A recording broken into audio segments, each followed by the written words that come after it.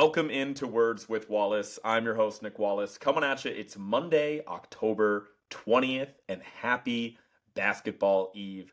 Somehow the NBA season starts tomorrow. Feel like I'm in college all over again, just waiting until the night before the assignment is due to get started on releasing this podcast, which I've been kind of working on for weeks and just haven't had the opportunity to get it out. Had some unforeseen work travel that actually ended up turning into a great weekend this past weekend. So just like everything else this offseason, I've been late, but can't make that excuse anymore. The season is here. The fantasy basketball team is drafted. My Celtics are setting their sights on Banner 19. And even though that's not going to happen, I am so excited for this NBA season. And to celebrate that, we have an absolutely loaded podcast for you guys today.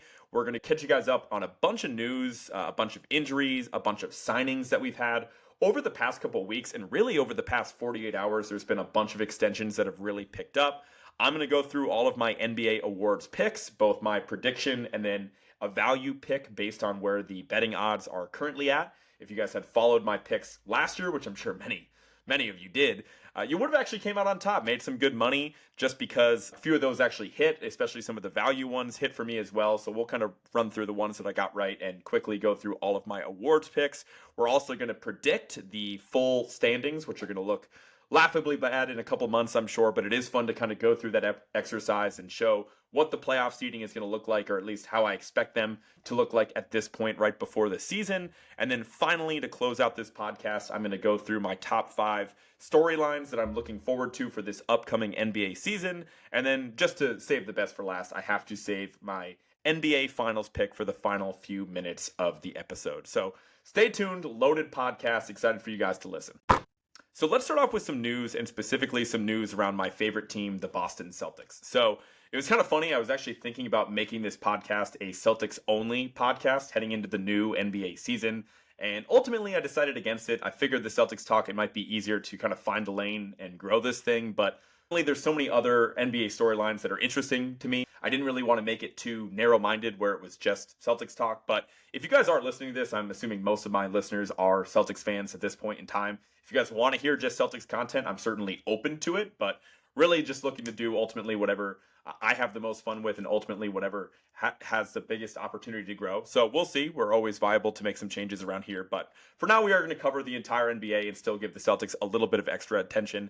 And the first piece of news that I want to talk about is actually some old news. It was released in the middle of the summer, kind of like a Friday news dump situation, but before we can even get to that, we have to rewind a couple months when the Celtics were sold from previous owner Wyc Grousbeck to new majority owner Bill Chisholm.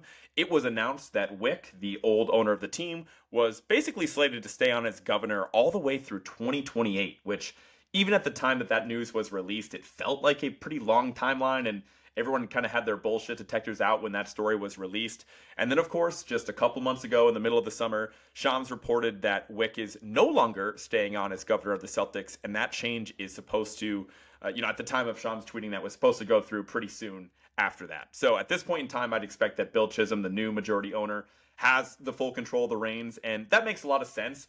I'm just kind of annoyed that they didn't report this in the first place. Like, did they think they had to worry about the fans' feelings, and they didn't want people to get upset with all this turnover and fear that the new ownership group was going to totally uproot everything? Like, I don't have any problem with what the Celtics did this offseason, but it just felt kind of lame to just, kind of go along in the wake of the Maverick sale and just try to do what they said as well, where they said the same type of thing where Cuban was supposed to be involved with the team for several more years, and then what do you know? They go out and they trade Luka Doncic at the trade deadline, and Cuban has no contact with the team at that point in time. So it does feel like a similar situation. I'm sure the new ownership is going to be just fine, but it's just kind of a bummer that they felt the need to give us a fake story and say that Wyc was going to be in the mix for another several years, just for him to last like a few months, if that. Like really, 2 months of that season, and then, a little bit into the offseason, and then the middle of August, we're getting this report that Wyc is no longer in charge of that team. So I think it'll be just fine for the Celtics. The opinions on the new ownership group remain to be seen, but it is just worth noting, if you thought that we were going to have the same guy running the franchise, then that is no longer the case. Some more positive Celtics news that came out. We had a pretty funny story out of NBA Media Day. I guess Celtics media every year has a scrimmage against other members of the media, right? So it's basically like a media pickup game. And this year, on the day of the game, the media is getting ready to come in thinking that they're going to be playing against each other like they did in other years. And then Joe Mazzulla greets the team and basically says, hey, you're not going to be playing against each other. you're going to be playing against my coaching staff instead. And out of curiosity, if you guys were wondering what that coaching staff looks like, you have former NBA players, including Phil Pressey, Deshaun Butler, and then basically all these guys were like D1 plus players. They go on to beat the living shit out of the media 57-4. Like, just a really alpha, mind game move for Joe Mazzulla to just put the local media in their place.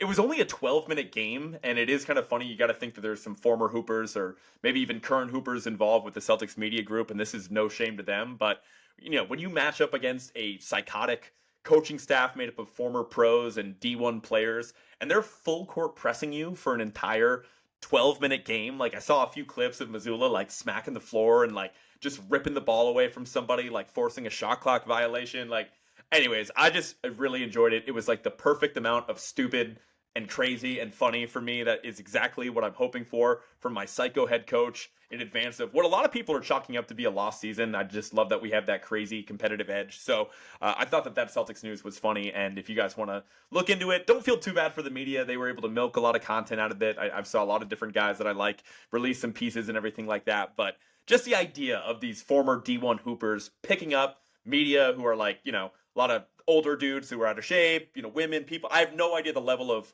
experience that came along with this media group, and there was no mercy shown. So expect more of the same from Joe Mazzulla and his coaching staff this year, hopefully once the regular season gets going. And then the final piece of Celtics news that we have to talk about is the Jason Tatum story. This is old news by now. Again, I'm sure you guys have seen it by now, but there have been several different Tatum workout videos that have been released, including videos of him like running at damn near full speed, shooting, dunking, moving left and right really well. And then shortly after the first video that I saw was released, there was a report that said Tatum wants to return this season and communicated to the team that he wants to return this season. So many Celtics fans out there, I'm sure if you're hearing this news for the first time, you're probably pretty excited that Tatum is looking great, and I'm certainly happy about that. I just really hate this story released, right? I mean, I'm looking at this team. There's still a lot to like about this roster. There's certainly a lot to like about this coaching staff and, the run that we've had over the past couple of years. But we don't really have a center or an established center, right? We're looking at Keita. We're looking at Luka Garza. We're looking at Amari Williams. We're looking at Chris Boucher. Like, that is what our front court consists of right about now. So even if you drop Jason Tatum into this lineup and let's say as optimistic as possible, like maybe even March, I guess, like maybe February, if you really get stupid with it, even a team with that having Jason Tatum, like you're still a couple moves away from making some real noise. And I'm not saying every season has to be championship or bust, but when we're talking about a guy that was as good as Jason Tatum last year, who I felt like he pre-injury solidified himself as a top 5 player in the NBA, like sure, is he in that top tier with Jokic and Giannis and maybe even Shea at this point? I don't know, probably not, but whatever that next tier is, Tatum's always been the top of that list. He's a perfect guy that you want on your franchise. Like, we obviously all love Jason Tatum. Let the dude rest. I don't want this hanging over the season all year long. When is Tatum coming back? All of a sudden there ends up being an expectation that Tatum's going to put his cape on and save this team if we're more competitive than what people think. In all likelihood, in terms of winning a championship, this is going to be a lost season. And that's just the reality of what the moves we had to make this offseason, the reality of Tatum's injury being so late in the playoffs. Like, that's okay. Like, teams have down years. I don't want everybody to delude themselves into thinking the Celtics are going to be legitimate contenders once we get into March and April and May and beyond, obviously. I just don't see any way that happens. And so I feel like it's way better if we just keep the Tatum injury stuff under wraps. Like, if we get some positive reports here and there, I'd be happy with it, but I don't need that video of Tatum running in full speed taking place in September and then everyone referencing that, wondering, why is he not back in December? Why is he not back in January? Like, it's insane that he would come back 6, 7, 8 months after an Achilles injury. Like, we have no precedent of this. I don't care when he got the surgery. I don't care how well everything has gone to this point. The injury timeline is going to be really gruesome for this type of thing, and I just don't want that hanging over the team. So that's kind of a bummer that was released. So that does it for some Celtics news. Let's pivot into some rapid-fire injury news, right? These are just injuries that have taken place over the past couple months or, maybe even before that, but they have all been reported relatively recently, and there's some pretty relevant injuries, so we'll fly through these here. LeBron is out 3 to 4 weeks with sciatica, which is like a back issue, I guess, and he is targeting a mid-November return. So it is pretty interesting that this is like the first time, I believe, ever that LeBron has missed a season opener. It's going to be Luka and a pretty decent supporting cast led by Austin Reeves for the Lakers to start the year. But just looking at that Lakers starting lineup without LeBron, it doesn't look very great. I'm not going to lie to you. Like, it's going to be really hard for Luka to carry this team for a couple of weeks, but narrative-wise, be a really great way for Luka to kind of grab that MVP discussion by the balls, but we'll see how that goes. Another injury we have is Tyler Herro, who's likely going to be out 1 to 2 months after a really bizarre foot or ankle surgery that he got this offseason. I guess there was like an extra bone in his foot. I don't know if I was reading some like fake AI article, but that's what I saw about it. Kind of a bizarre thing with Tyler Herro, but the Heat are going to be missing him for a while. Scoot Henderson is going to be out 4 to 8 weeks with a hamstring tear that he suffered in a late September workout, so that's a bummer. At least Portland was able to bring in some more depth into that backcourt with Drew Holiday this summer, so they're going to be happy they have him, at least to start the year. Jared McCain is going to be out with a UCL tear, which is a muscle in the thumb, for about 4 to 6 weeks. He also suffered this injury in late September, so we're looking at probably November. At some point, we get Jared McCain, maybe a little bit closer to December.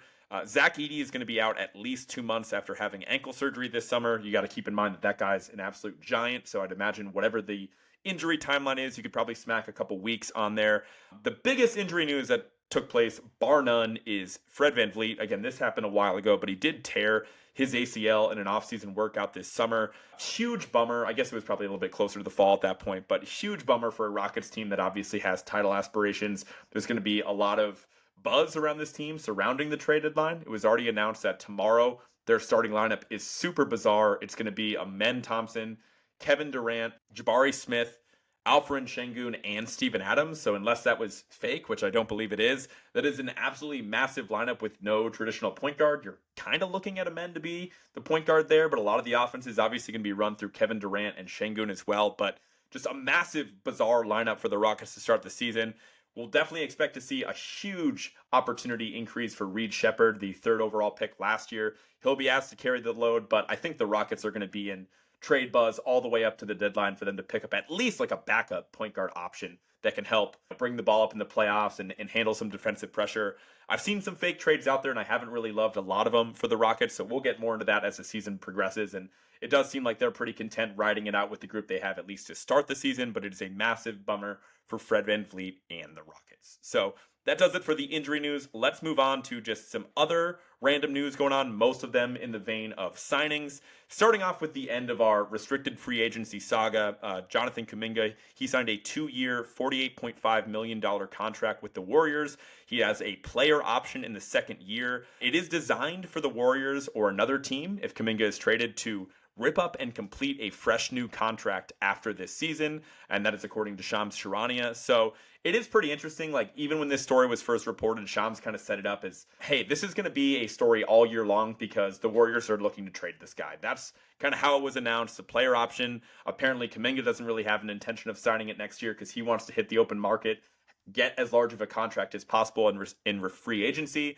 And right now, it seems like there is obviously a difference in how Kuminga values himself and how the team values him as well. So this is going to last all year long with the Warriors, but at least for now, he is under contract. I do expect him to get a lot of minutes as the Warriors try to see what they have in him, as they have for his entire career, and also try to rebuild his trade value quite a bit. Another piece of Warriors news, Al Horford finally announced that he signed a 2-year, $12 million contract with the Warriors. I was kind of bummed out to see that this was a 2-year deal. I was not ruling out that he might sign a 1-year deal with Golden State and then maybe might look to return to the Celtics next year once Tatum is fully back and healthy, but it does seem like Al Horford's final game in a Celtics uniform has already been played. I mean, 2 years, $12 million for Al Horford is up there for, any of the moves all offseason long. I know the Warriors famously have done basically nothing up until these last 2 moves that we just talked about, but Al Horford can still play at a really high level. It's a perfect fit. Even if he does somehow hit the wall and did somehow become washed, like literally overnight, 2 years, $12 million is just worth it to have that guy in your locker room. I mean, it is a home run swing for the Warriors if I've ever seen it. Wish I could have seen Al make a little bit more money there. And then a bunch of extension news that has come out within the past 48 hours, give or take. Starting off with Keegan Murray, who signed a 5-year, $140 million contract extension with the Kings. I mean, the Kings are going to king, man. It's not a horrible contract. I mean, Keegan Murray is pretty solid, even though he's hurt.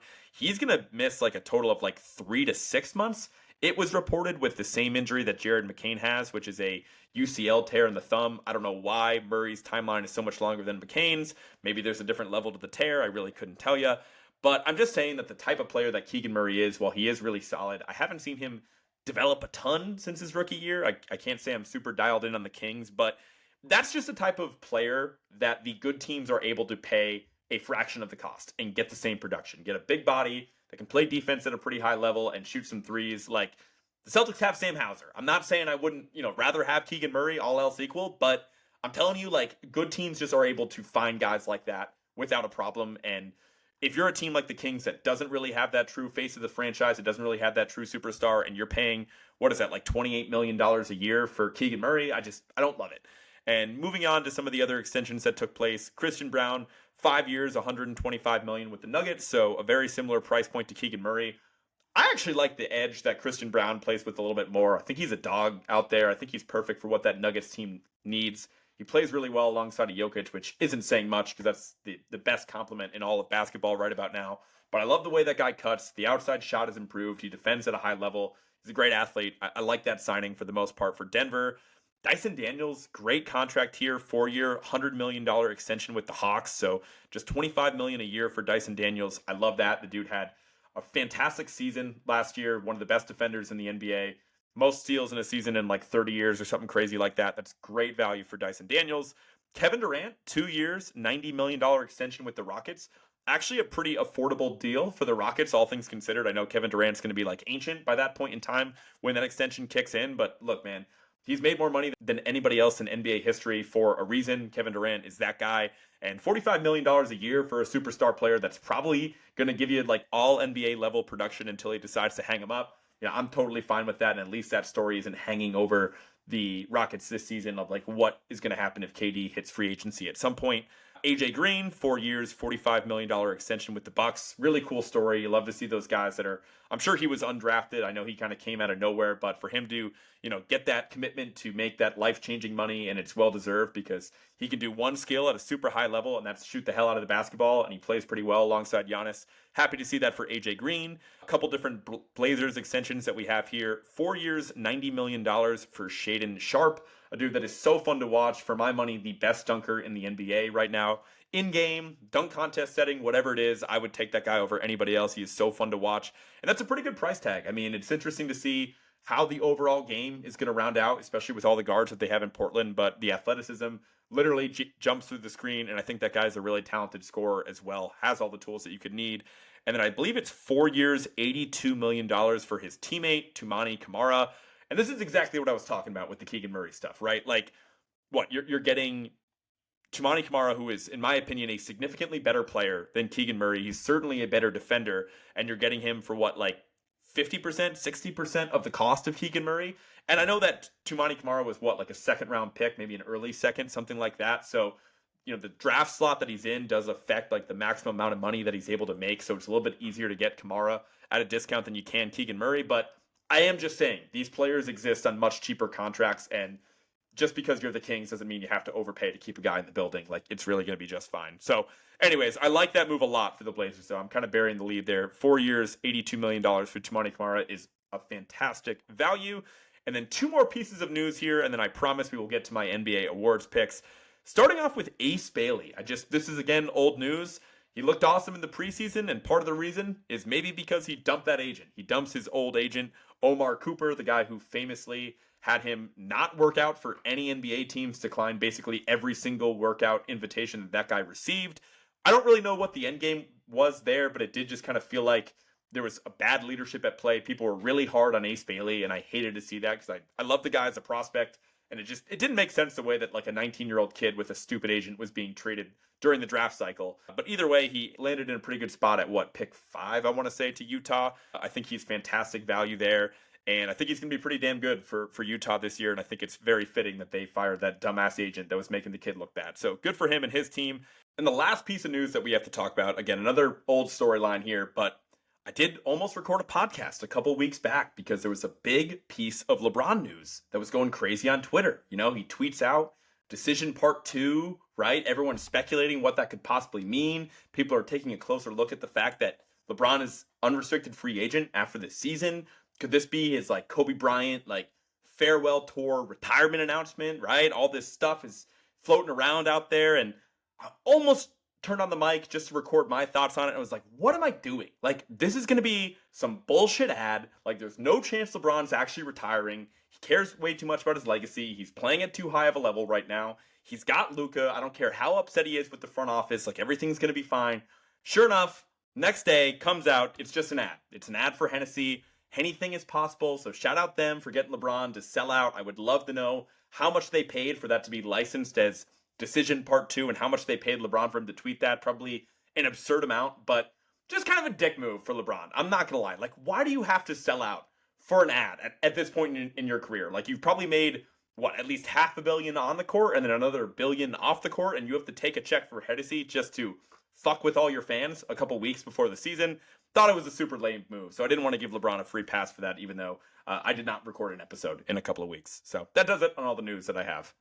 So now it's time for one of my favorite segments of the entire year, my NBA awards picks. So before we get into all my picks for this year, I did have to toot my horn real quick, toot toot, for the picks that I got right last year. Okay, I did get 3 of them. First one was the one that nobody cares about, and I don't even know if you can legally bet on it, so this isn't really not that much of a flex, but I did call that Sam Presti was going to win Executive of the Year. For what it's worth, he probably would have been like minus odds because he's just done a masterful job with the Thunder the past several years, and obviously they were primed to win a championship like they ultimately did. The second one that I called was Shea. He was my pick for MVP. He had plus 380 odds, so pretty good call right there for me. And then finally, my Mona Lisa of calls was, of course, calling the Most Improved Player award. I did one pick for this. I didn't even do like a prediction and then a value pick. I just came out and said, I think it's going to be Dyson Daniels. It's kind of a crapshoot award, but Dyson did end up winning the Most Improved award. It was plus 7,500 odds, so pretty fantastic value if you were able to put anything down on Dyson Daniels. So that being said, not the worst strategy, just to kind of spray and pray and lock in a couple of these picks so you can ride with me on these. So let's keep it pushing and talk about, again, the lamest award that no one ever really talks about, and I still can't find odds for it. This is the Executive of the Year award. So with no odds and no information to go off of right here, I'm actually going to go with Ben Tenzer. He is the Executive Vice President of Basketball Ops for the Nuggets. It seems like they're kind of splitting Calvin Booth, the former GM, his job up into like 2 different people. So I think Ben Tenzer is kind of the lead there, but I feel like Denver is primed for a fantastic season this year. I'm really high on what they did this offseason. I think they had the best offseason out of anybody, and I think all the guys around Jokic are going to continue to look incredible. And if that's the case, I feel like this guy in his first year in charge of the team in the offseason, Ben Tenzer, is going to be a lock for this award. So let's keep it moving to the next award we have here, Coach of the Year. So again, for all these awards, I'm going to give out my pick or my prediction for who's going to win these awards, but I wouldn't go out and just like tell you to bet on all of my predictions, so to speak, because the value really isn't there, right? Like if you're really into this, and I'm sure a lot of you guys bet a lot more than I do, you got to find the right time. You got to find the value with the odds, especially for an award that's wide open and isn't going to be determined for 6 months or something like that. So I wouldn't come out and just tell you to pick on my guys right now, and that's why I give out the value picks, where if you do like the name that I mentioned, would be a pretty good time to lock that in. So starting with Coach of the Year, this is always an award that pisses me off. It ends up coming down to what coach did the most with the least. And because it always ends up being something similar to that, a lot of the guys that are the top odds I do like the most. So my pick for this award would be Jamal Mosley. He's the head coach of the Orlando Magic. Unfortunately, he is the odds-on favorite, and the value really isn't there because he's only plus 600. But I do feel like the Magic, with the moves that they made in the offseason and just the fact that they had miserable injury luck last year. Right off the rip, their 2 best players in Paulo and Franz have oblique strains, which I really haven't heard of many basketball players suffering from that. And then Jalen Suggs, he's been, had the injuries pile up for a while, but he was a really important part of that team.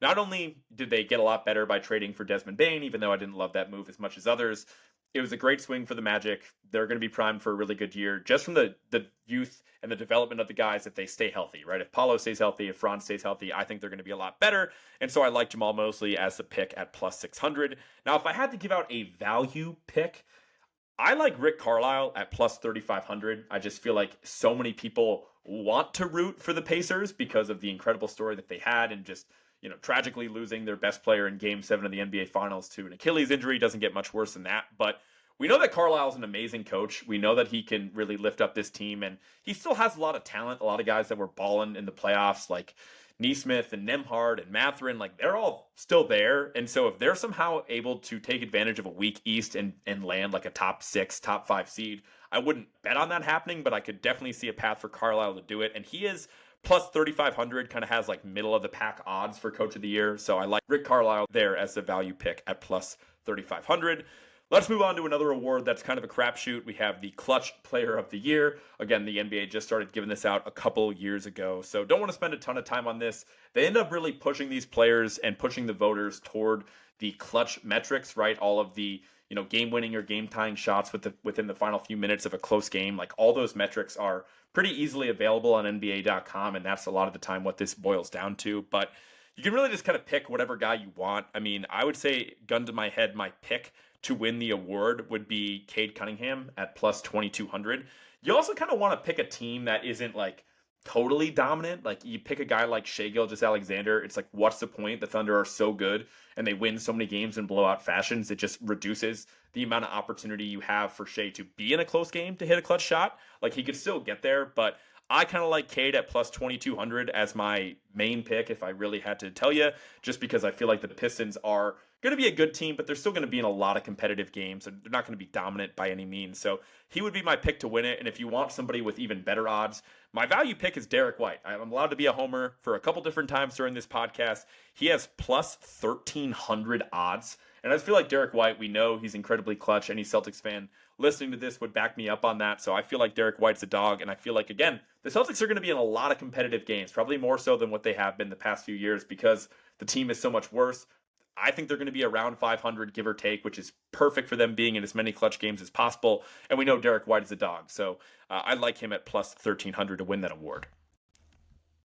Let's move on to Sixth Man of the Year. And forgive me here for being a homer like 2 different times in a row here, but my pick, gun to my head, for who would win Sixth Man of the Year is going to be Anthony Simons. He looks awesome from what the little I saw in the preseason. We know this guy has a crazy deep bag. He can hit really any shot out there. He's a master at creating his own looks. He's going to take a shitload of threes this year, just like nearly anybody on the Celtics is. And from what I can tell right now, they're rolling out a starting lineup of Derek White and Peyton Pritchard. So it looks like right now Anthony Simons is the favorite to come off the bench. I must say that Anthony Simons, this isn't like a sleeper pick or anything like that, because he does have the third best odds to win right now behind Naz Reid and DeAndre Hunter at plus 1,400. So I don't necessarily love the value there of Anthony Simons if he drops a little bit, assuming he is coming off the bench to start the year. Maybe you wait on that pick. But if you are looking for a value pick, I would also want to throw out there Obi Toppin at plus 3,500. We saw that guy ball out in the playoffs. He had some really great moments. Somebody for that Indiana team has to score and has to increase their production with the absence of Tyrese Halliburton and Miles Turner on this team. And I think Obi Toppin is still going to come off the bench, and I think he's going to have an opportunity to play a lot of minutes. And so I liked what I saw in the playoffs. So if you want something with a little bit more value, go with Obi Toppin at plus 3,500. Otherwise, take my pick of Anthony Simons at plus 1,400. Let's move on to most improved. Again, this was my best call of all of last year. This year, I think it's a little bit trickier. What pisses me off about most improved is just that all the guys that have the best odds are guys that I feel like have already broken out. Like if you were really paying any type of attention, all the favorites on this list, at least at this point in time, and I should mention all these odds I pulled today right before recording this podcast from DraftKings Sportsbook, so take that for what you will, but all the guys on the top of this list have already broken out, have already improved. Like the number one favorite to win this award is Amen Thompson, who was unbelievable down the stretch. You also have Andrew Nemhart, who again was unbelievable down the stretch for the Pacers last year. Benedict Mathurin, I guess I could see that. Shaedon Sharpe. Matas Buzelis, I kind of like. He's had a lot of buzz in the preseason, but he didn't even play that much as a rookie. So like, how much are you going to really say he improved when he didn't get that many minutes last year? So bottom line, I didn't love a lot of the odds up top, but if I had to give you my pick to win the award, it's not going to be the odds-on favorite Amen Thompson. It's actually going to be his brother, Asar Thompson. I feel like his breakout truly has not happened yet. He's played some good minutes for a Pistons team, but they are pretty deep. They also drafted a guy at Ron Holland who kind of prevents him from getting maybe as many minutes as what he should get, but still plus 2,000 odds for Asar Thompson if you guys believe in that name, if you believe in the talent and athleticism of both Thompson brothers, I think he's pretty great value. And if you want something even more valuable than somebody like outside of the top 10 odds wise, I think this pick is both hilarious and also has a shot at hitting. I like DeAndre Ayton at plus 10,000. I mean, it'd be pretty insane to have somebody win most improved in their 8th year, and somebody who was a number 1 overall pick and somebody who essentially had 2 teams quit on him. But let's be honest. I mean, the Lakers always get extra attention just for being the Lakers, for having LeBron and Luka. He is in the best situation of his entire career, and it's not even particularly close. Having the opportunity to catch lobs from Luka Doncic, from LeBron James, really the only viable center on that team. Like, if he is productive and if he just stays healthy, like, he should be a lock to be a walking double-double. You know, maybe he can even add something to his game a little bit too, with how little defenses are going to be able to pay attention to him with all the other weapons on the Lakers. Again, DeAndre Ayton at plus 10,000, both funny and has a chance to land. Let's move on to Rookie of the Year. This one's pretty silly. I mean, I obviously love Cooper Flagg. I think he's going to be fantastic. I haven't talked about him a ton on this podcast, but I think there's been plenty of national coverage surrounding Cooper Flagg. And I feel like I would just be trying to zag if I actually picked somebody else to win this award. So I must put on paper that it is my pick to say that Cooper Flagg is going to win this award. He is currently minus 180 to win Rookie of the Year, which is absolutely absurd. And I'm definitely telling you to not bet Cooper Flagg. I don't think it makes any sense. There's really no value in that. If you are going to bet Flagg, at least wait until a little bit into the season or something like that, just to make sure it doesn't get hurt. But if you are going to bet, you got to pick somebody else. And there really is great value on basically everybody else out there. Like, I think all the other picks are kind of viable. Like, I could get really cute and pick somebody like later in the first round or whatever. But because the odds are so high for Cooper, they are so much better for everybody else. I think my value pick, I'm going to go with Dylan Harper, who was obviously the number 2 overall pick in the draft. I think there's been a lot of incredible buzz coming out about him, about how great of a pick and roll player he is. He's a 6'7" guard who's also a two-way player, can also score the ball at a really high level. I think the Spurs could just entirely break out, and if Harper is a big part of that, he does have an outside shot to win this award. And again, getting the number 2 overall pick in the draft at plus 1,100 seems like great value to me. So that'd be the guy that I would bet on if I had to pick someone today.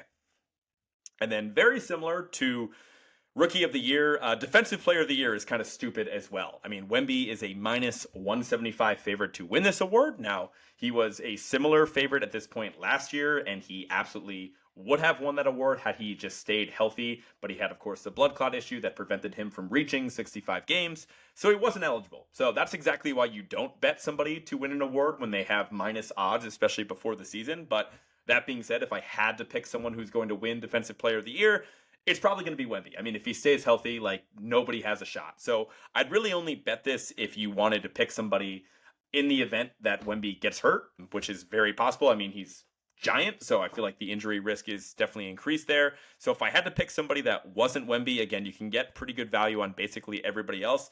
I am going to go with Amen Thompson here, the other Thompson brother, the arguably better Thompson brother right about now, who plays on the Rockets. Like, I just think the attention on the Rockets is going to be heightened because of Kevin Durant being there, because of all the storylines surrounding the Rockets. And I think pound for pound, Amen Thompson is the most athletic player in the NBA. Like, without a doubt, the best defensive highlight reel, besides maybe Wemby, I guess, last year came from Amen Thompson. Like, the plays on ball, off the ball, the steals, the blocks. I mean, it's stupid what that guy is capable of, and with more eyes on him, and maybe even asking him to do a little bit more just without Fred VanVleet, like, he is definitely going to be the go-to on-ball guy for the Rockets all year long. Like, I just think there's a massive opportunity for him to step up and accumulate some stats, so I like him as the value pick at plus 1,400 for Defensive Player of the Year. And then finally, the last award, the biggest award that we have to talk about, of course, the MVP. So let's just kind of go through the top odds here. You have Jokic, who at the time of recording this is the odds-on favorite at plus 220. Shea is right behind him at plus 275. You have Luka at plus 380. Giannis at plus 1,100. Victor Wembanyama at plus 1,200. And then Anthony Edwards at plus 2,000. And honestly, like, I think that's it for the list of guys that actually could win the awards. I really agree with how the odds are priced right now. Like, anybody outside of that top 6, I just don't see. I mean, even with Ant at plus 2,000, like, he would have to take such a massive leap, and he has every year of his career. I just think there is still such a defined difference between Ant and, like, the guys like Shea and Luka and Giannis based on what we saw last year. I know Minnesota's going to be a good enough regular season team to support him winning an MVP, but he needs to be at 30 points a game, which would be a pretty significant leap for Ant, but there is a chance. I do think outside of that top 6, you're probably just wasting money unless there's a guy you really like.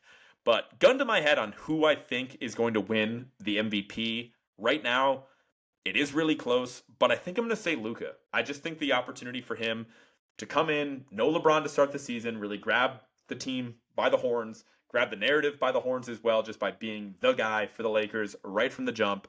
You got this skinny Luka storyline, if you believe in that. I haven't talked about it on this podcast. I mean, Luka looks great. He looks like he's in shape. He does this every summer, but somehow by the time he actually goes out for the first game of the season, he always just looks like his chunky self again, so to speak. I saw him in the preseason. He looks fantastic. He does look significantly slimmer.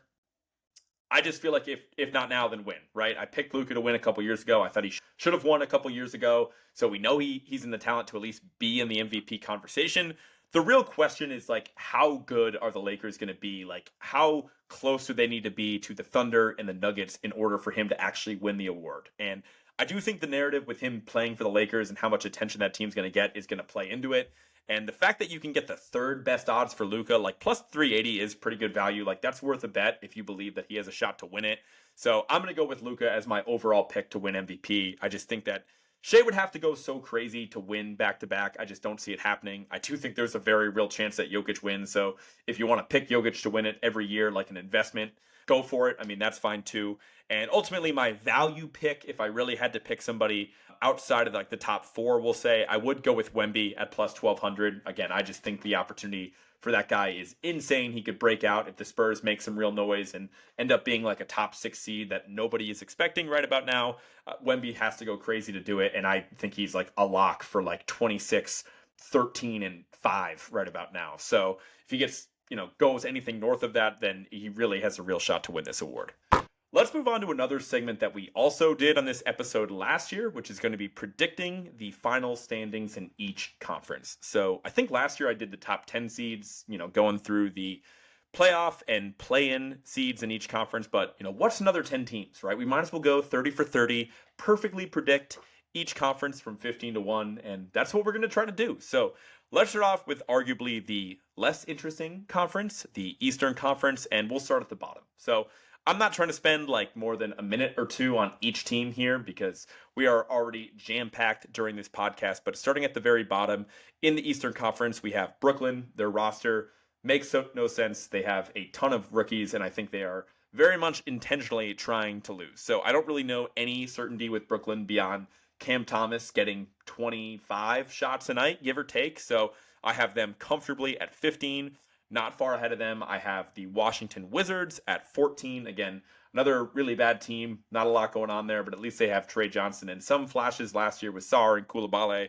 Some guys that I like, Keyshawn George. I think they have some promise. At least they're heading in a direction now, but they're still very much at the bottom of the conference. I think there is a mini tier break when you go from Washington to Charlotte, because on Charlotte, who I have at 13, I think there's a lot of guys that I actually like. They're starting to look like a real team now that they have Brandon Miller back in the fold. Obviously, LaMelo, you hope to have the healthiest season yet for him. You draft Con Knuppel, a guy that they really like heading into the draft, and a lot of really smart draft guys are into Knuppel as well. I just can't get there on their front court. I mean, it's barren. You're looking at Musa Diabate starting week 1, maybe Kalkbrenner, some rookie that they took in the second round, starting as well. It's really bad. I mean, I can't say that bad because they have a similar front court to my Celtics, but either way, if they had a real center, I think that they could actually make some noise to push for the play-in in the East, but they're not quite there. So I have them at 13. At 12, I have the Toronto Raptors.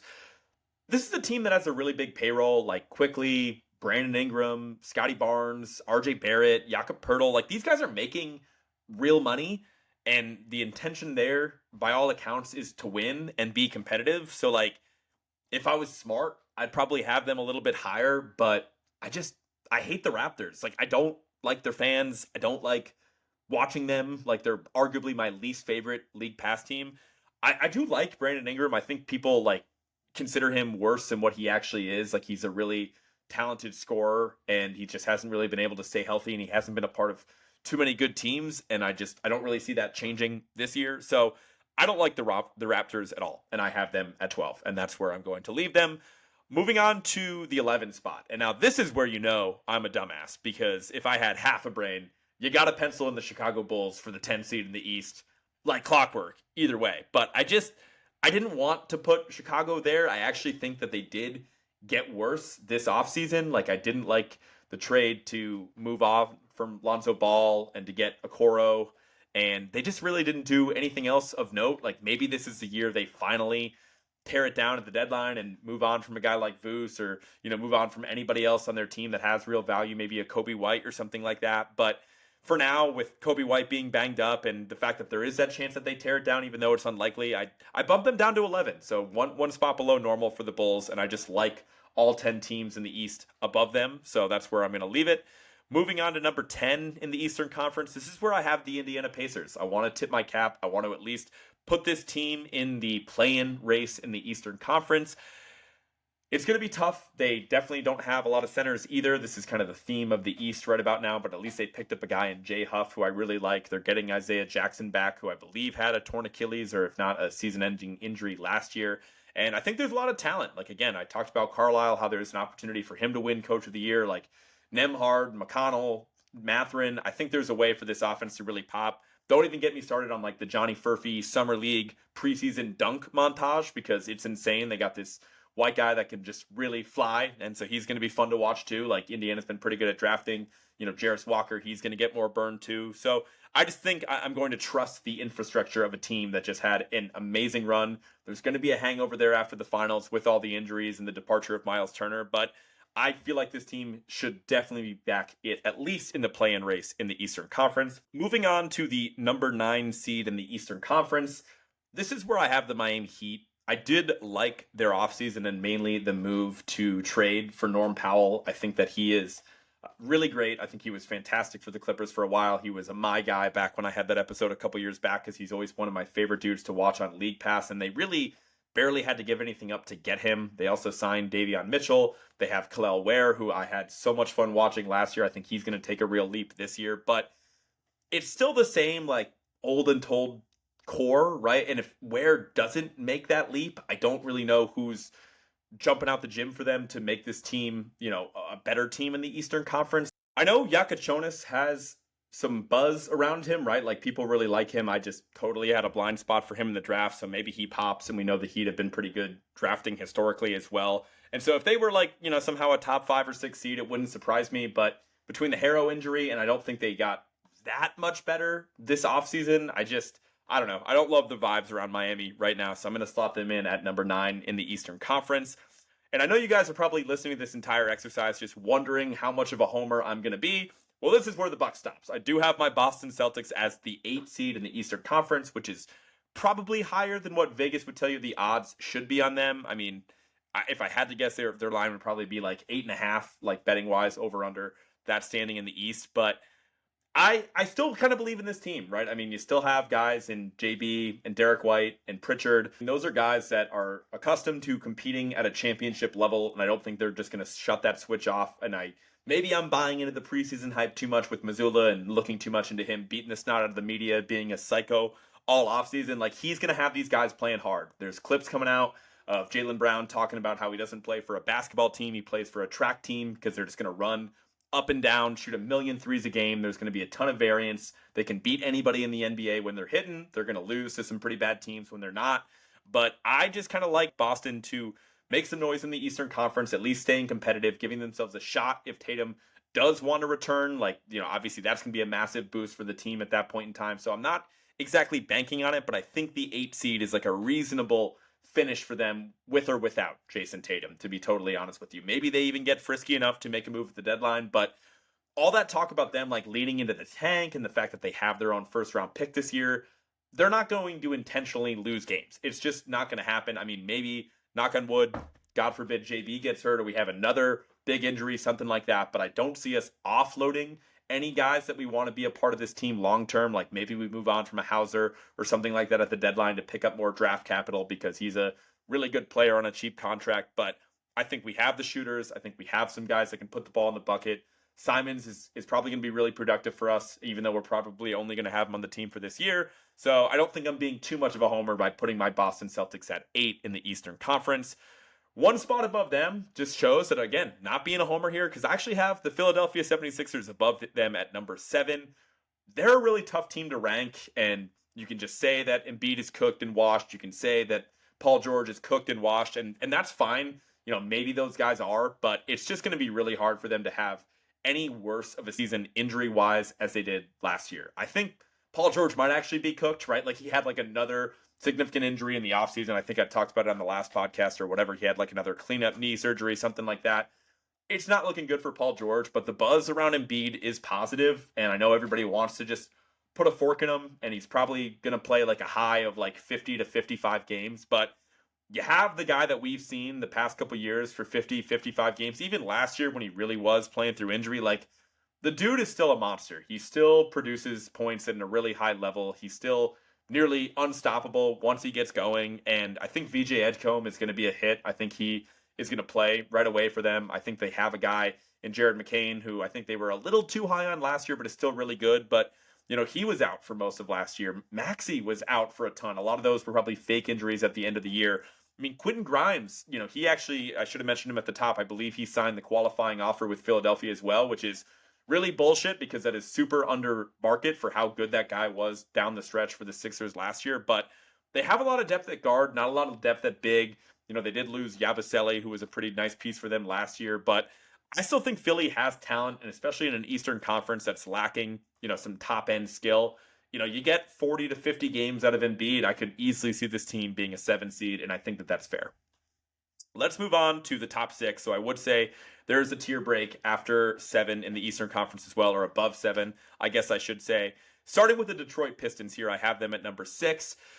I would love to sit here and tell you the Pistons are going to be even better, but I didn't love what they did in the offseason. Like, it was fine. They lost Fontecchio and they lost Malik Beasley, at least for now. Like, maybe if they're able to re-sign Malik Beasley on a super cheap deal in the wake of the gambling scandal or lack thereof, it seemed like he beat those allegations, but he still doesn't have a team as far as I know. If you could bring that guy back, I'd really love it. They did replace him with Duncan Robinson. They did sign Karis LeVert, who I do really like, but yeah, I just didn't think they did enough to, grab the offseason by the balls, kind of like what the Magic did, to be totally honest with you. And so it's going to be really tight at the top of the East. If you tell me that they're a top 3 seed, I wouldn't be surprised, but somebody had to be at 6, and this is where I have Detroit. Moving on to number 5, this is where I have Milwaukee. I mean, it's definitely not the prettiest roster outside of Giannis, but if you have Giannis and Giannis plays in 60-plus games, like, I think he's kind of a lock for a top 5 seed in a pretty weak Eastern Conference. The rest of the team is gross with Turner and Kuzma. You're asking a lot of Gary Trent, and Cole Anthony is actually a signing I really like. I mean, Kevin Porter Jr. is probably going to be the starting point guard there, but all that doesn't really matter when you have a guy as good as Giannis. I still think when healthy, he's probably the second best player in the world, so I'm not going to sleep on Milwaukee. I'm comfortably going to put them in at 5, which is around where they finished the last few years. At number 4, I have Atlanta. I do feel like people were gassing up their offseason a little bit too much for my liking. Bringing in Kristaps Porzingis, bringing in Nickeil Alexander-Walker. I get on paper that is really fun. I know they had a couple other moves as well that I'm blanking on right about now. But regardless, I just don't know what you're going to get from Kristaps Porzingis. I still think that Jalen Johnson being back in the mix, that's going to be huge for them as well. We just need to see it. Something always seems to go wrong for the Hawks. I definitely don't want to get my hopes up too much because they can barely be an over 500 team, let alone like a lock for a top 3 or 4 seed. Feels a little ambitious, but I do admit, at least for the regular season, they should be really set up here. They have depth. They still have Trae Young. They have consistency with the coaching staff. I think they're in a really good spot. I can't get there on a top 3 seed, but number 4 feels right for the Atlanta Hawks. At 3, I think this is obviously the top tier in the Eastern Conference. I think there's another tier break here after number 4, and that's where we have, at number 3, the New York Knicks. I think that they are going to be a great team. They're going to be a threat in the playoffs. I just feel like, honestly, they had a really good luck injury-wise last year, and this year, I don't know. I don't want to sit here and tell you I think a team's going to get hurt, but I just think if I had to pick a team to be the least durable out of the top 3, I'd probably put New York there. And look, people are pretty high on Mike Brown. He's probably going to reach deeper into the bench, and they have a better bench now. They had Malcolm Brogdon for a couple days, and then he retired, but beyond that, they brought back Shamet. They signed Yabusele. Mitchell Robinson was a godsend for them in the playoffs. He should be a big part of their rotation, but he's never really a bank to stay healthy. So look, I like the Knicks. I just, in the regular season, I think it's a little bit different product than trying to pick teams for the postseason. So for now, I feel pretty comfortable putting them at number 3 in the Eastern Conference. At number 2, I have the Orlando Magic. This is a team that I'm projecting a massive leap for, especially in the regular season. I mean, I talked about them a little bit more when we talked about Jamal Mosley for Coach of the Year, but I just feel like, look, they can't really have worse injury luck than what they did last year. I think this Desmond Bane trade, even though I wasn't as high on it, it's going to make them a much better team in the regular season. The guard depth always ends up to be like a problem at some point along the way, but they addressed that by signing Tyus Jones as a backup point guard that I really liked for really his entire career. I mean, they ended up starting Corey Joseph in the playoffs against the Celtics, which tells you everything you need to know. I love Paulo as well. I think he could make a real leap in, what is this, his 4th year at this point in time. Like, the guy's such a dog. I think he could be the face of that team and definitely an all-NBA level player as well. So I feel pretty comfortable about Orlando at 2. And then finally at number 1, I have the Cleveland Cavaliers. I don't really want to spend a ton of time talking about them because they were, a 64-win team last year, I want to say, or at least in that ballpark. I mean, there's really not much that the Cavs need to do differently from last year, right? Like, they can lose another, 5 or 6 games, and they're probably still going to be the overall 1 seed in the Eastern Conference. I liked what they did in the offseason by trading for Lonzo Ball. I think they replaced Ty Jerome as well as you possibly could have expected. And I think this team is loaded with Garland and with Mitchell and with Mobley and with Jared Allen still there. It is interesting that they decided to not take that risk. And I know Jared Allen's really awesome, and that's what we come back to when we complain about the fit of Mobley next to Jared Allen. And I totally understand that. But, after having such a disappointing playoff exit, you can't get somebody else really awesome in exchange for Jared Allen. Like, it feels like there's enough teams out there that need centers. But look, Cleveland decided to not make a move, and I think that actually helps them, at least in the regular season anyways, where I have a lot of confidence that they're going to finish the season atop the Eastern Conference. Let's move on to the Western Conference, where we're going to do the same exact exercise, starting with number 15, the last seed in the Western Conference. I have the Utah Jazz. This is the only team in the West that I am pretty damn sure doesn't want to be good, right? They keep signing Will Hardy to extension so he doesn't leave because they like him as a coach, but they keep paying him to lose. They still have Lauri Markkanen. This feels like the year they finally trade him. I hope that they at least give him some run at the beginning of the season to cook and, fill up the box score before they eventually look to move him at the deadline. But they have Ace Bailey. They have, Keontae George and Collier and some younger guys that could pop down the road, but they haven't had a lot of luck in the lottery, so I think they're going to keep tanking until they at least get a shot at one of those elite picks. So Utah's there at 15. After this, you could go a lot of different ways because the West is so goddamn loaded. I mean, this is going to be a storyline all year long, but somebody has to be at 14. And I'm going to punish the Sacramento Kings just like their fans have been punished for the past several decades. I mean, look, you're always going to have that first light the beam season, and you make it all the way to the playoffs just to lose to Golden State. But look, this is a different team without De'Aaron Fox. I know they have Zach LaVine. They just signed Russell Westbrook. They did some other controversial things in the offseason, like overpaying drastically for Dennis Schroeder as well. Like, they have so many guards, it doesn't really make a lot of sense. I still think Malik Monk is going to be the guy to start that team. I don't know, man. It's just a really gross team, and a team that seems unsure of their identity, and it's not that talented. That's just a recipe for disaster in a loaded Western Conference. So it could be a little harsh because Sacramento has shown no signs of wanting to be bad, but I just think that they are less talented than nearly every other team in the Western Conference. So I'm going to put them at 14. At 13, I have the Phoenix Suns. I mean, at least Devin Booker is making a shitload of money, like the most money in NBA history level money, to be on a really bad team in Phoenix. And I don't think they're that bad. Like, they would be a much higher seed in the Eastern Conference, which is the story for nearly all of these teams. And I think they're going to have a sneaky edge to them because I think Dylan Brooks is, as much as he is maligned, he's going to bring a defensive identity to the team, and he's going to bring a lot of effort. And hopefully some other guys in the team kind of follow that. I don't mind the swing on Mark Williams. I like the Malawach pick at, pick 10. And Devin Booker is a really good player, and it's going to be interesting to see what he does going back to the pre-Chris Paul level usage that, we remember from the very beginning of his career. Is he going to have a really big fantasy basketball season? I don't know, man. It's all on the table for Devin Booker, but I just think in the West it's too loaded for a team that is, lacking that much direction around Devin Booker. I didn't even mention Jalen Green either. He was obviously the centerpiece of that Kevin Durant trade, so we'll see what he can do. There is a world where Phoenix surprises some people, but I just can't with any confidence put them above any other team in the Western Conference. So let's move on to Portland at number 12. I mean, it seems like they want to be good, right? The Drew Holiday trade was interesting. Drew Holiday still has like 3-4 years left on his contract. So you're committing to an older, good player that showed some serious signs of decline last year. But we do know what an engaged Drew Holiday does for a locker room. And I can't imagine he wouldn't be engaged, even though he is in Portland. And I feel bad for the guy. But, Tamani Kamara is a real hooper. Sharp, who just got a bag as well, is a real hooper. The Scoot injury is a bummer, but they have a lot of interesting players at the big man spot as well with Klingon, and then you've got Yang Hansen. Maybe should have mentioned him as my rookie of the year sleeper. He has some incredible preseason hype himself, and Denny Advia was a revelation down the stretch last year. Maybe he was just beaten up on bad teams in like April when nobody else really cared, but I think that guy is mostly legit. So Portland's a unique team. I think they're going to lean into this defensive identity, and they're going to be, at the very least, a pain in the ass to play on a night-to-night basis. And I like what they're doing for the most part. Like, I think it's, respectable. I think it's ultimately going to be to a fault, because even with them signing Drew Holiday and wanting to lean into the competitive thing that they had going for stretches last year, I don't think it's going to be good enough for them to even make the play-in race in the Western Conference, because the West is just that good.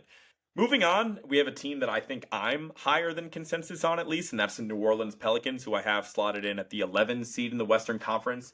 I'm kind of buying the Zion hype a little bit. We'll talk more about him in a little bit, but low-key, I think they're going to be a lot healthier than what they've been in previous years, right? You're getting, hopefully, a full season back with Herb Jones. You're getting Trey Murphy as well. You drafted Jeremiah Fears. I actually didn't mind the swing on Jordan Poole. At least he's talented.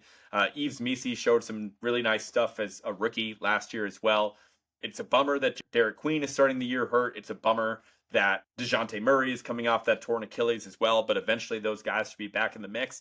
Look, I think at some point, with the Pelicans, just looking at their intentions, we can make fun of them all we want. We did a fair amount of that in the offseason for them making the decision to trade their unprotected first overall pick last year just to move up 10 spots and draft Derek Queen. Like, that was an objectively bad and crazy move, and I don't even really love the Fears pick either, but at the very least, the team has a lot invested in this year. They have every reason to try to be good.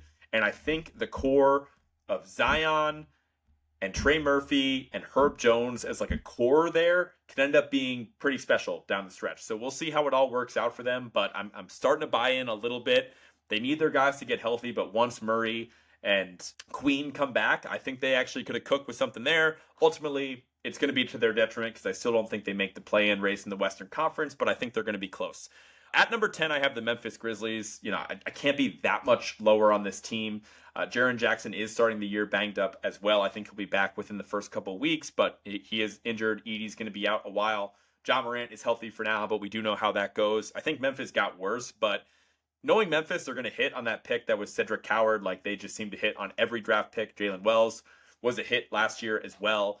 They signed Ty Jerome, so at least they have really great jaw insurance alongside Scottie Pippen Jr. So Memphis still has a ton of talented guys. I mean, Aldama was good for them. I'm probably too low on them, but I just don't buy them as like a real contender. And if I don't buy them as a real contender, I'm not going to put them as a top seed in the West. And there's just a lot of teams that I like more than them. So, I am lower than consensus on Memphis, but I feel like them at least being in the play-in race where they were last year is fair for the most part. I mean, with Ja and Jaren Jackson playing games, they end up being better than this. So maybe I'll be proven wrong, but I'm going to leave them at 10 for now.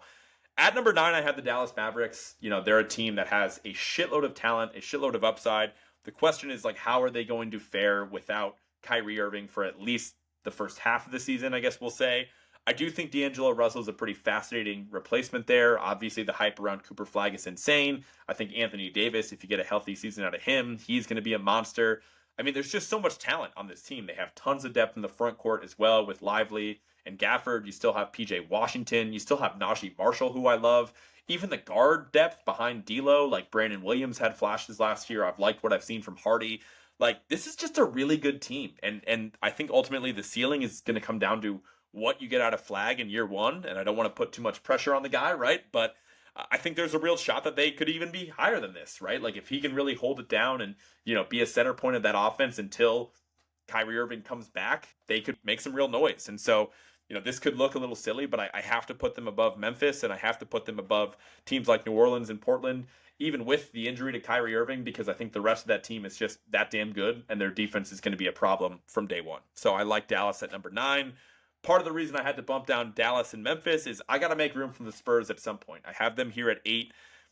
I don't think it's too much to ask that we finally get some playoff Wemby basketball this year, right? I would love to see Wemby in the playoffs. I would love to see them take a leap this year with Dylan Harper, the number 2 overall pick, with what they got from Castle last year, the reigning rookie of the year.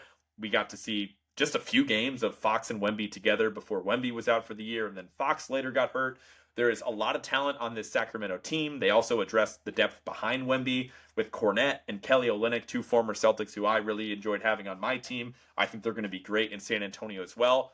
This is like the first time in a while the Spurs have looked like a real roster. Even before last year, it looked like they were going to be pretty comfortable being toward the bottom of the Western Conference, and obviously their fate was sealed when Wemby got that blood clot, but I don't think I'm getting carried away by putting the Spurs at 8. I think that's a fair spot for them. I think they're going to be an above 500 team.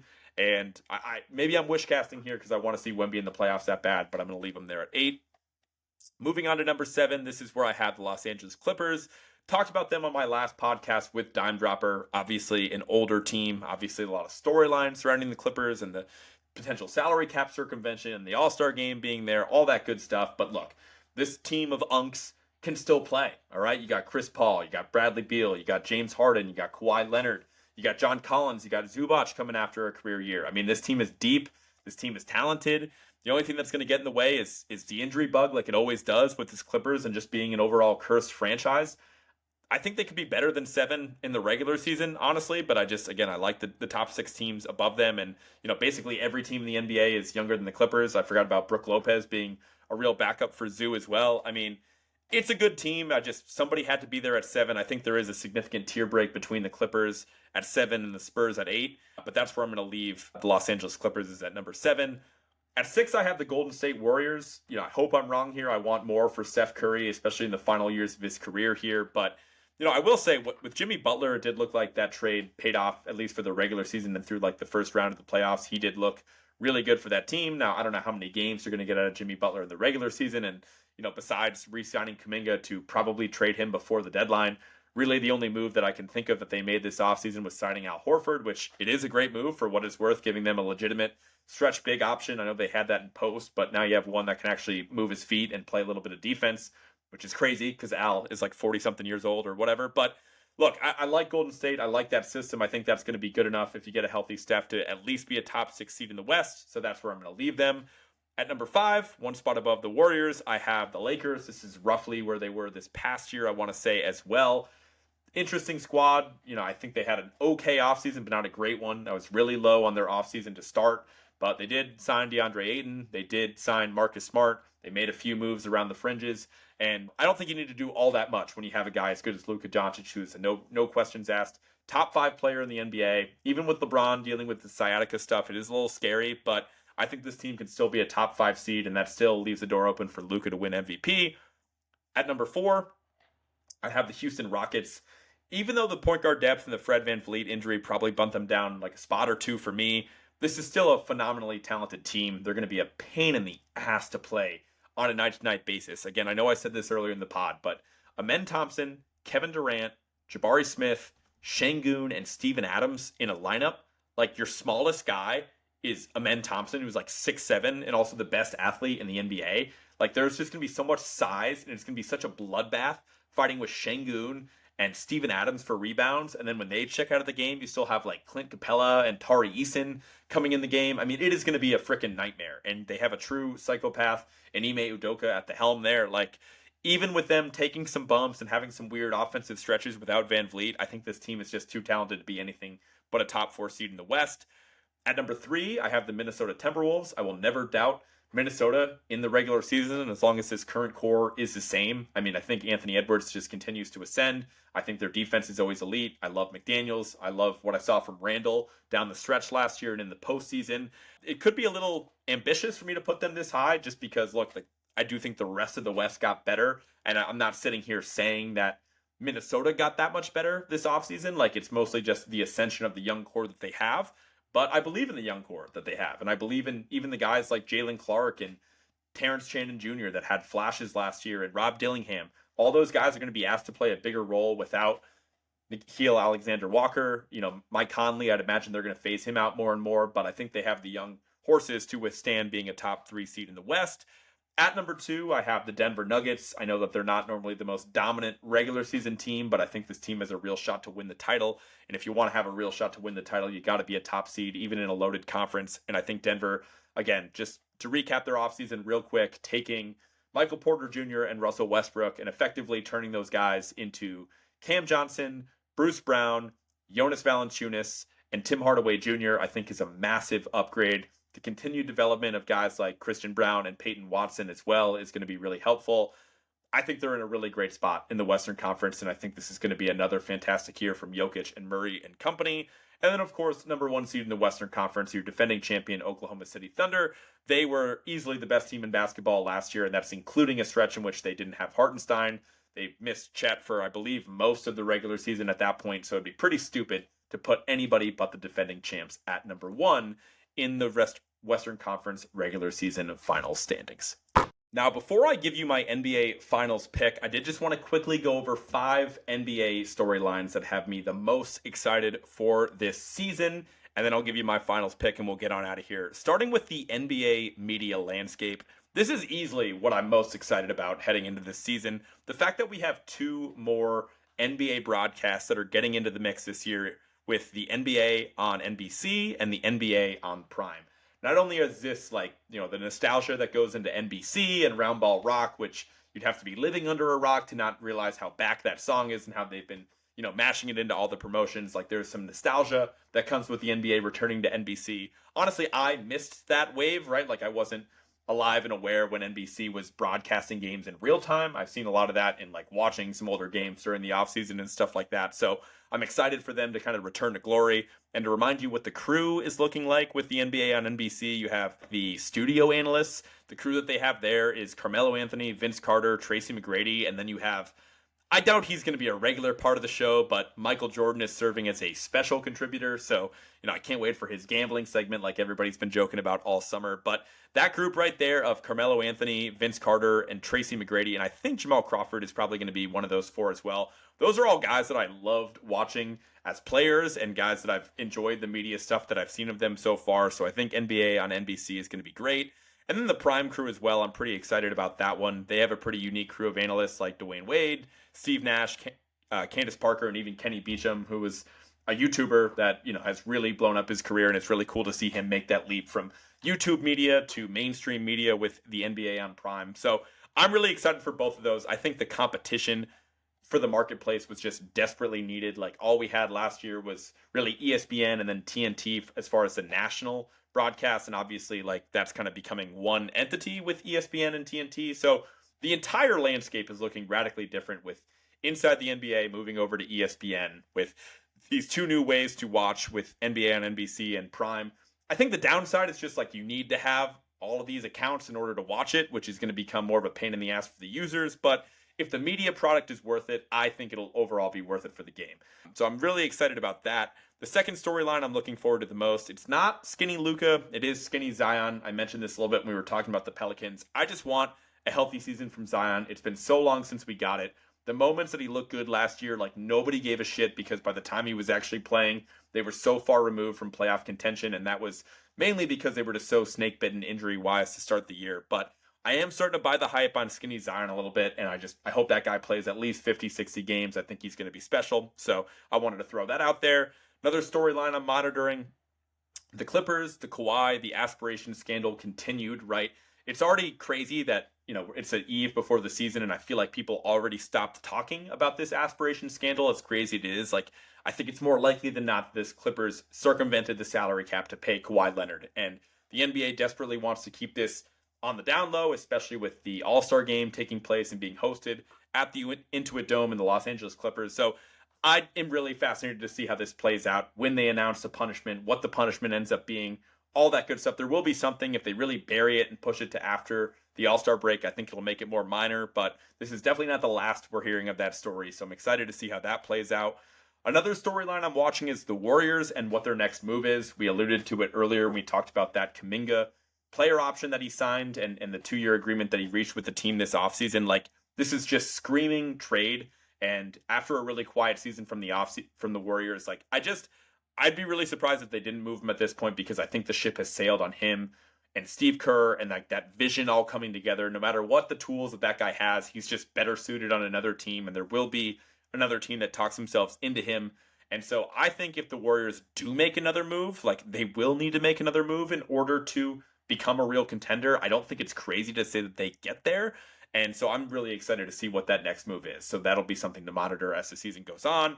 And the final storyline that I can't say I'm looking forward to it, but it is going to be interesting to see how it evolves as the season goes on, is the return of Jason Tatum. Like, this really has a chance to redefine how we look at Achilles injuries. And there's stuff to be said about how Tatum was already in New York, and so the top surgeon was right there, and he got the surgery in record time, like as far as proximity to when he actually hurt the Achilles and when he got the surgery was like such close proximity that apparently that shortens the recovery timeline. I'm not really buying it yet per se, but like the buzz is so strong, like we talked about at the top of the podcast. Like the idea that we might get this guy back in 8 months is both terrifying and really exciting, but I'm going to be invested in it one way or another because it is my favorite team. So that's going to be the last storyline that I'm looking for. And finally, before I let you guys go, I have to leave you with my NBA Finals prediction.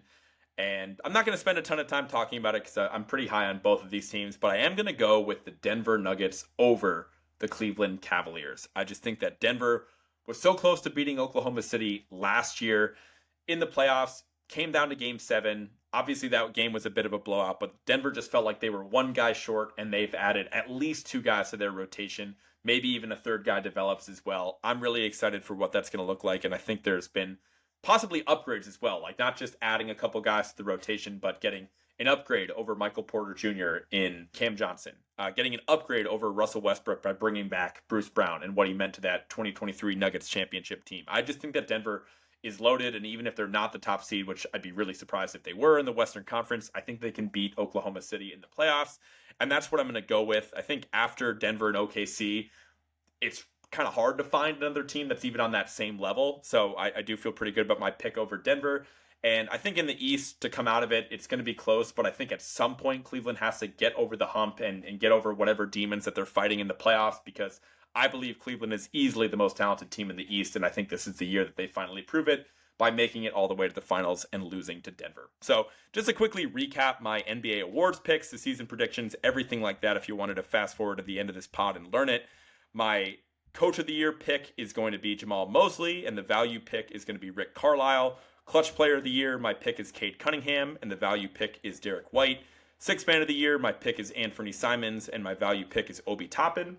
Most Improved, my pick is Asar Thompson, and my value pick is DeAndre Ayton. Rookie of the Year, my pick is Cooper Flagg, and my value pick is Dylan Harper. Defensive Player of the Year, my pick is Wemby, and the value pick is Amen Thompson. MVP, my pick is Luka, and the value pick is Wemby. Standings projections in the East, we'll go from 1 to 15 this time just to make it a little bit easier to understand. In the East, I have at number 1, Cleveland, Orlando, New York, Atlanta, Milwaukee, Detroit, Philly, Boston, Miami, Indiana, Chicago, Toronto, Charlotte, Washington, and then Brooklyn at 15. In the West, at number 1, I have Oklahoma City. At 2, Denver, then Minnesota, Houston, the Lakers, Golden State Warriors, the Los Angeles Clippers, the Spurs, the Mavericks, the Grizzlies, the Pelicans, the Blazers, the Suns, the Kings, and the Jazz at 15. And of course, my finals pick is Denver over Cleveland. So that does it for my 2025 NBA season preview. Again, apologies for making this such a loaded podcast just the night before the season, but I honestly cannot wait. We hope to get back in a better rhythm, certainly than what we were doing in the offseason. I don't know if I can quite call myself a weekly NBA podcast anymore just because work is picking up a little bit and life seems to get into the way of this whole podcast thing that I'm doing, but I definitely want to be more consistent than what I was in the offseason. We'll still try to get you around 1 episode a week, maybe every other week during the season, but either way, I'm excited to start what's going to be my 4th season covering the NBA. I mean, not technically full season, but you get the point, right? We covered the Nuggets 2023 championship run, the Celtics run, the Thunder run, and whoever the run is going to be this year. Really excited to have you guys along this journey as I continue to cover the NBA and have a lot of fun doing it. So appreciate you guys for listening. Appreciate you guys for subscribing to the podcast, which you can do right now if you're not already at Words with Wallace, everywhere that you get your podcasts, including Spotify, Apple Music. Also, be sure to subscribe to at Words with Wallace and give me a follow on social media. on YouTube, on Twitter, on Instagram, on Facebook, on TikTok. Be sure to support the show there. Goes a long way. Give me those 5 stars wherever you can, and I will talk to you guys soon. Peace. Enjoy the start of the season.